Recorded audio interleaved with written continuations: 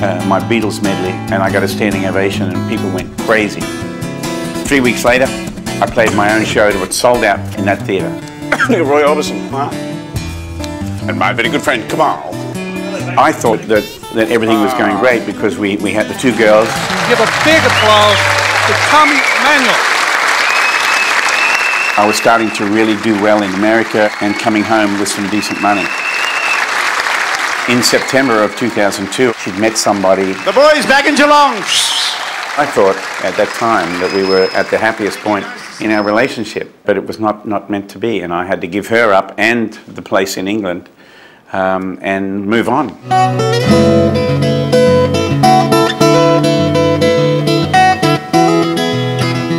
The only part of my life that's difficult is dealing on a daily basis with not being with my children. If I hear certain music, it makes me cry because I think of my children. Is this a late night for you? You kept clapping and I kept playing. Did you notice that? I'm now in a position where hopefully I'll be able to afford to stop travelling so much. Is this yours? Yeah. What's your name? Scott. Scott, okay. A message for you here, Scotty. Okay.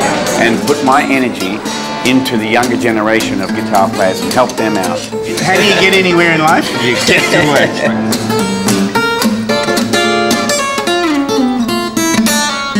I've got to blaze a trail for the next generation. I've got to give them something real. That's good. Yeah. Those things, you can use those like like that. Yeah. And there are young people out there who can see, well, he's done it, I think I can do it. Anything's possible. Well, Tommy, when did you start to feel yourself musically, that you know, you owned what you were?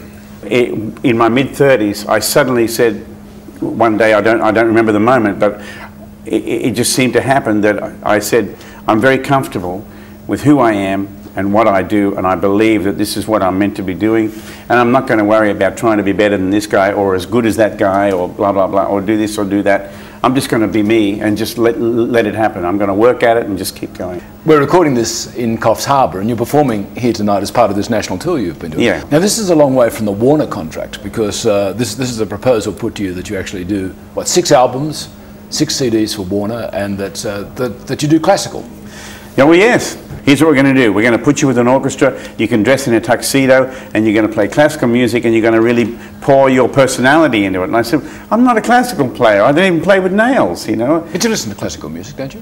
I love classical music, yeah. So why not? Why wouldn't you be a classical player then? I'm not good enough. I could never do justice to Mozart and people like that.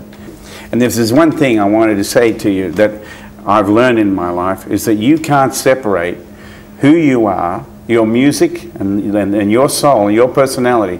You cannot separate that from your music. The two are one.